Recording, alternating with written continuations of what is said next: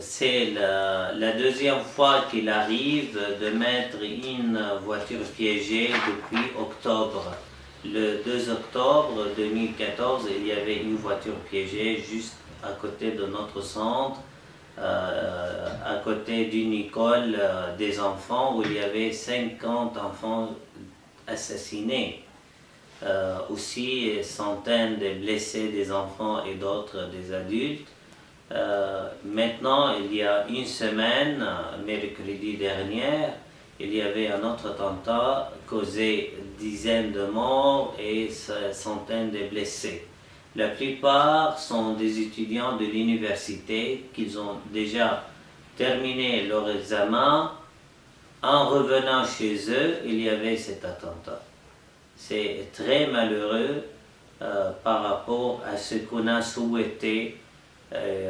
Homs, on a dit qu'il y a la sécurité aujourd'hui, les gens peuvent revenir, vivre, aller à l'université, à l'école. Il y en a pas mal de réfugiés qui ont décidé de revenir à la ville. Mais une telle chose qui arrive, cela donne de plus en plus envie de repartir et quitter la ville, revenir ou dans les montagnes ou quitter pour le Liban, ou l'idée qui passe partout maintenant dans la tête des gens de quitter la Syrie pour aller ailleurs, en Europe, aux États-Unis, en Australie. Et on ne peut pas empêcher les gens parce que c'est lui qui a dit « Ok, moi je peux rester dans le pays, mais je voudrais assurer l'avenir de mon fils. » Son fils à l'université, il l'a déjà perdu. À quoi ça sert de dire « Moi je vais rester encore ?» Ça veut dire il a perdu son avenir. Les gens ont accepté de perdre leurs biens, leur maison, leurs souvenirs. Ils sont déjà réfugiés et déplacés quelque part, mais le sort de perdre son fils, son enfant, sa fille, ils n'ont plus aucune attache. C'est très dur. Ouais. Pour cela, maintenant, moi j'ai dit, la situation n'est pas beaucoup améliorée. Ainsi, le coût des choses devient très très cher.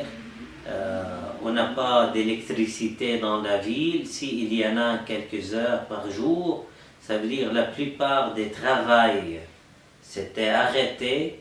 Les gens ont acheté des générateurs, mais il n'y a pas de mazout à cause des sanctions internationales. Donc, il n'y a pas de fuel, il n'y a pas d'essence, etc., etc. Donc, maintenant, si on va se déplacer d'une ville à l'autre, d'un centre à l'autre, il faut bien compter est-ce qu'on a d'essence dans la voiture ou non. Et il faut faire la queue pendant des heures et 2 heures, entre 2 heures et 12 heures, afin de remplir la voiture. Donc maintenant, on a commencé à compter tout, à réfléchir à tout avant de faire un nouveau projet, pour donner un exemple. Donc la situation, je dis, c'est une situation dure pour les gens. S'il n'y a pas la paix et cesser le feu, les Syriens n'arrivent pas à vivre comme il faut dans leur pays. C'est un peuple qui a supporté tout pendant 4 ans, mais il ne peut plus. La solution, c'est, je ne sais pas si moi je pourrais savoir, il y en a, nous on peut aider dans notre travail, ce qu'on fait pour apaiser le climat, pour reconstruire les ponts entre les confessions différentes, pour aider les gens à vivre la paix et la réconciliation.